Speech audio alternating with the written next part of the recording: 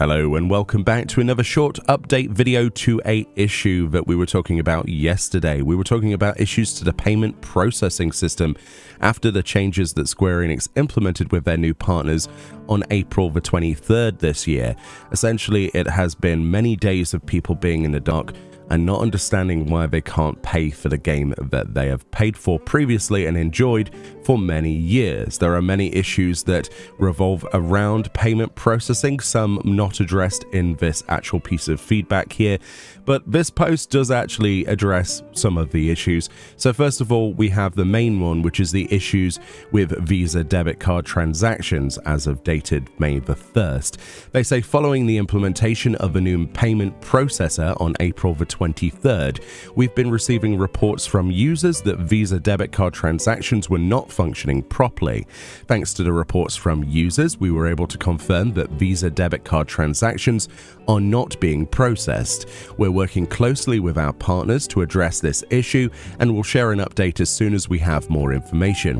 While this issue is being addressed, affected users can utilize other payment options such as Amazon Pay and PayPal to purchase Krista, or game time codes. Of course, game time codes you can get from Newegg, obviously the Square Enix site itself, and Amazon, and they're also recommending using PayPal or Amazon Pay, which does allow you to use your working debit card on those websites to actually purchase Krista directly, and Krista can be used for game time. Of course, this doesn't necessarily, change the fact that you're still going to have issues with the online store and things like that, but at least you would be able to play the game and keep your house if that's something that you're worried about losing. Of course, many people who have housing in Final Fantasy XIV are quite, worried right now. And, admittedly, that would be something that would be first on my mind as well.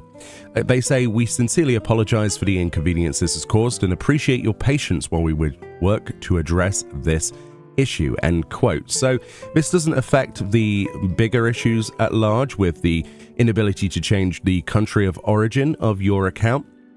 Currently, there's a bit of a problem with mismatching between billing data and account information. So for example, if you've played the game for 10 years and maybe when you created the account, countries just simply didn't exist on the list that was provided, and maybe you put something that was closest to it.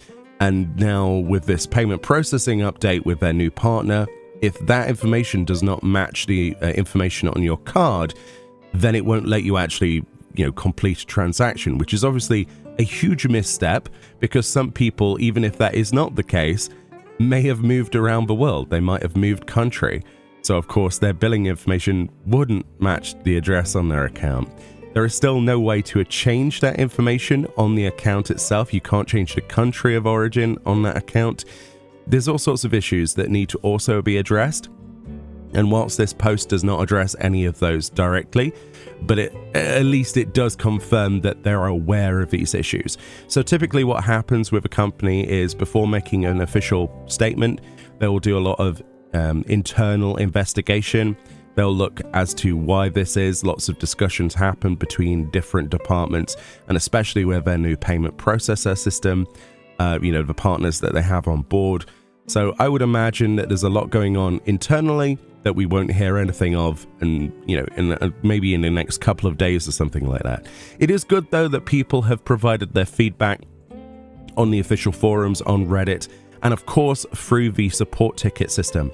If you are still having issues, if you are sitting there and you're worried about your account and you have not been able to play the game, or pay to play the game I should say, definitely put a support ticket in. There will be a link in the description. Go through the automated system until it allows you to submit a physical ticket.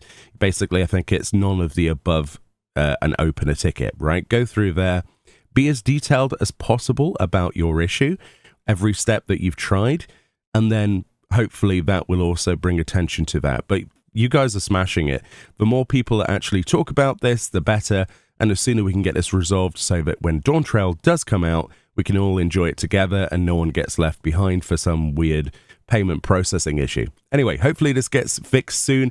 Any more updates to this, I'll be sure to do another video, of course.